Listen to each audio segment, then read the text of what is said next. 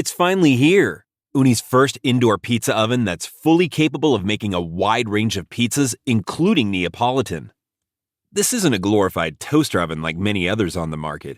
With temperatures approaching 900 degrees Fahrenheit and an adjustable dual burner, the Ooni Volt instantly catapults itself to the top of the market. Let's see how it performs. The oven is packed beautifully with a pizza stone on top. This uses the same stone as the 12-inch Fyra and Coda models. The Volt comes fully assembled. Just place the stone inside and plug it in. My first impression is that this oven is big for being a 12-inch model. But it's obvious this is due to a thick wall of insulation, which keeps it cooler to touch and therefore much safer. But because of the overall size, I don't see them coming out with a 16-inch model. On the inside, you'll find two burners, one on the floor and one up above. And firing this bad boy up is as easy as you'd guess. The touch of a button. 3 knobs control the time, temperature, and burner sensitivity, the latter of which lets you fine-tune more heat up top or down below. I love the feedback on the turn dials, and music chimes as a temperature is reached or a timer ends. Overall, the build quality is downright impressive. Once the preheat is complete, the dial on the right controls how much power to send to the top and bottom burners. I realize that keeping it in the middle is the best for maintaining the set temperature. But if you push more power to the top or bottom burner, the stone temperature increases beyond the set temp.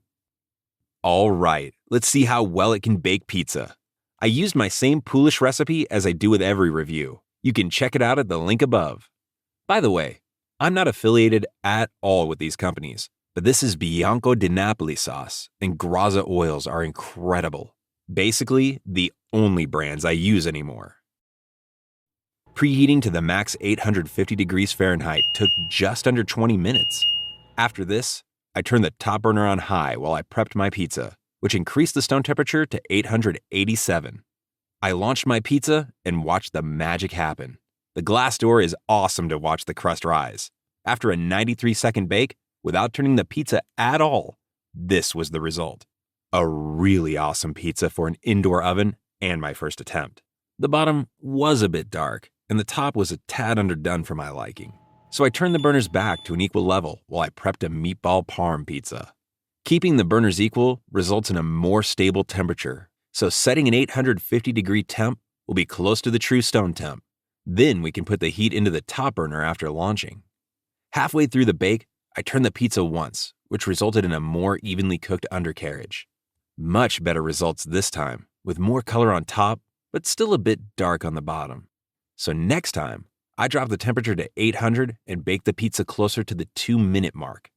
I liked this bake the most. The crust still rose beautifully and obtained nice leoparding, while the bottom was perfect. I'm seriously impressed by how well this can make Neapolitans. Before the Volt, you could only make bread flour-based pizzas in most indoor pizza ovens. This is a game changer. While it won't replace my outdoor Unis, I'm incredibly excited to be able to make pizzas like this on rainy days or throughout the winter. I tried baking my first New York style when the stone temperature read 657 degrees, and I used the top burner on high. This was a bit too hot of a bake, burning a few areas on top before the bottom could finish. So I dropped the temperature to 550 and put an equal amount of power to each burner. This was a better bake, but it could still use some improvement. You can see here that the bottom is great and the top of the crust is nicely browned, but the edges are a bit underdone. This can be solved by dropping the temperature even further and going for a slightly longer bake. 500 degrees and a split burner resulted in the best New York. By the way, there was absolutely no issue with a drop in stone temp between bakes. The understone burner does its job well. So, who is this oven for?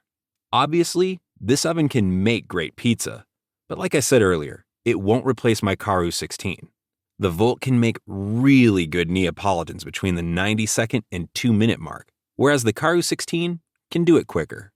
So if you're a perfectionist that's looking to make the most authentic Neapolitan as possible, you'll want to get the Karu. But if you're not obsessive about obtaining a 60-second bake and you like to make a variety of pizza styles, And finally, indoor aspect, a huge bonus. Then this is it. You won't find a better indoor pizza oven, period.